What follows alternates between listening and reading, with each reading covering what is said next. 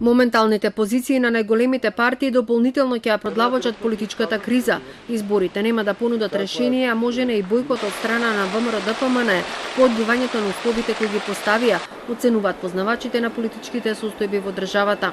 Поранешниот пратеник од ВМРО-ДПМН Михајло Пановски не исклучува можноста историјата да се повтори, кога во 1994 година партијата, која тогаш беше под водство на Љупчо Ѓоргиевски, одлучи да не излезе на избори. Многу реално да има и бојкот.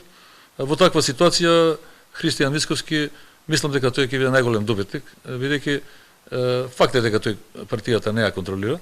Факт е дека цел извршен комитет, централен комитет, општински комитети му се поставени од претходното раководство на партијата. Факт е дека идеологијата на партијата му е наметната од претходното раководство.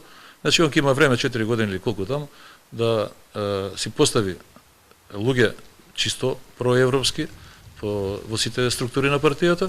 Евентуалните предвремени избори ќе ја забават реформската агенда за евроинтегративните процеси, економијата ќе тоне. Неизвестно е каква состојба ќе имаме по нивното завршување, последиците ќе бидат големи.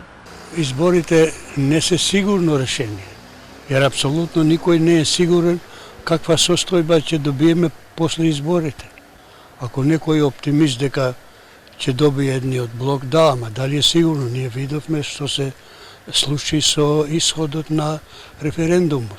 Така да инсистирањето многу на изборите, иако е тоа сега ќе биде и неизбежно, евентуално ако договор нема, а ќе нема договор меѓу двете партии, тоа и натаму останува за граѓаните на Македонија крајно неизвестно што состојба ќе имаме после изборите. Трошка надеж за излез од кризата би било формирање заедничка коалиција од сите партии, која ќе има 6-месечен мандат. Идеалниот начин да се излезе од оваа криза, кога ќе имаме предвид и резултатот од референдумот, е трите главни партии, значи ДУИ, СДС и ВМРО, заеднички да влегуваат на избори.